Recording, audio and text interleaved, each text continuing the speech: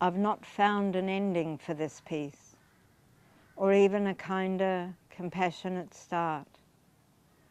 There might be a line that said, "It feels my trauma can never compete with someone who lost their house, their land, cars, everything." Truth is, I've not ever had those things. Not a safe place, not my own.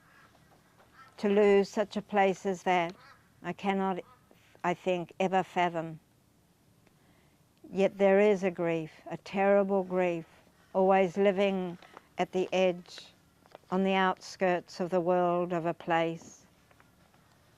Then finding deep kindness, support and love, and then losing that.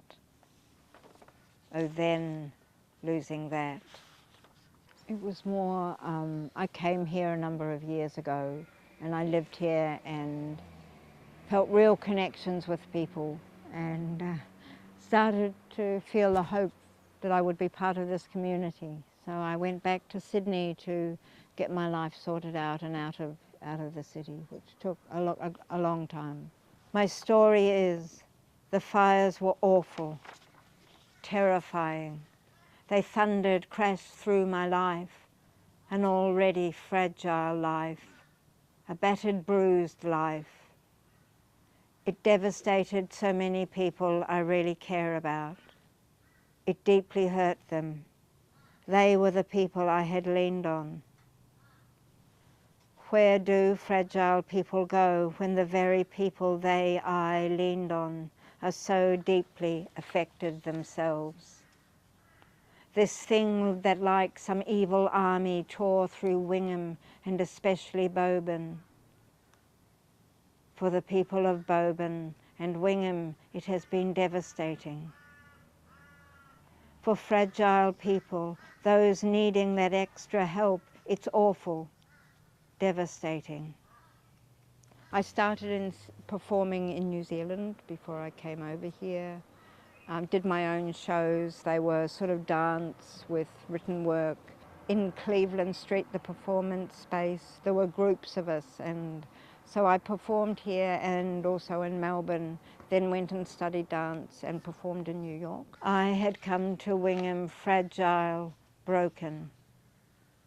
There were small groups, or a small group who had loved and cared, started to give me a sense I could find a community, help, support. Yet this group, and many others around who had offered kindness, love, support, were deeply shaken by the fires. I remember afterwards feeling it was that place, that sense of love, a structure, support that I had lost.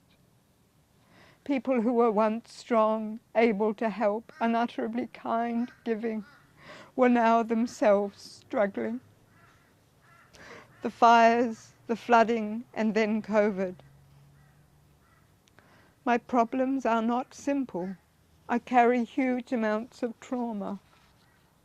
I saw the look in their eyes and I knew the look. I suffer with post-traumatic stress. And some of them were even far, far beyond where I am in my life. So it was not only that breaking my heart, but it was also coming to realize I was losing this community. I need my creative life, so it's kept me alive. But it is telling my story. So I believe that the arts are transformative. It's not just, people think it's good to get it out, or it's way beyond that.